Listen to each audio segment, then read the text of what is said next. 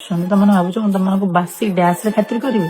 ଭାଇ ଚାନ୍ସ ବି ଉଠୁନି। ବାସି ବାସି ବାସି ବାସି ଡ୍ୟାସ ରେ ମୁଁ ତମମାନଙ୍କ ଖାତିର କରୁନି ତମମାନଙ୍କ କଥା। ମତେ ବହୁତ ସାରା ଲୋକ କମେଣ୍ଟ କରୁଛନ୍ତି ଆପଣ ରେଡ କଲର ଲିପଷ୍ଟିକ ଲଗାଉଛନ୍ତି ଲଗାନ୍ତୁନି, ଆପଣଙ୍କର ଲିପଷ୍ଟିକ କଲର ବହୁତ ଅଧିକା ହେଇଯାଉଛି ଲଗାନ୍ତୁନି, ଆପଣ ଏମିତି ଚୁଟି ବାંધୁଛନ୍ତି, ଆପଣ ଏଇଟା କରୁଛନ୍ତି, ଆପଣ ଇଆଡେ ଯାଉଛନ୍ତି ସିଆଡେ ଯାଉଛନ୍ତି।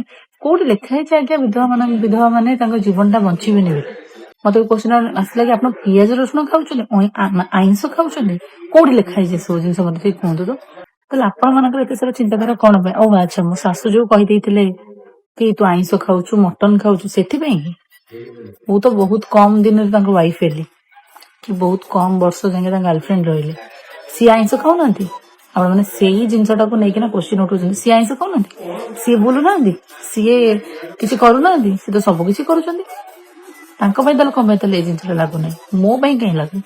ସେଥିପାଇଁ ତମମାନଙ୍କର ରୁଲ ରେଗୁଲେସନ ଆଉ ମୋ ଶାଶୁ ଯାହା ବି କିଛି କହିଥିଲେ ସେ ରୁଲ ରେଗୁଲେସନ ବି ମୋ ଉପରେ ଲାଗୁନାହିଁ, କାରଣ ସିଏ ହିଁ ତ ମତେ ଚଳଉନାହାନ୍ତି। ତାଙ୍କ ପଇସା ତ ନା ମୋ ବାହାଘର ପରେ ଚଳିଛି, ନା ମୋ ହଜବେଣ୍ଡ ଗଲା ପରେ ମୁଁ ଚଳିଛି, ନା ମୋ ହଜବେଣ୍ଡ ଚଳୁଥିଲେ। ତାଙ୍କର ବି ଗୋଟେ ଗୋଟେ ପଏଣ୍ଟ ମୋ ପାଇଁ କି ଭ୍ୟାଲ୍ୟୁ ନାହିଁ।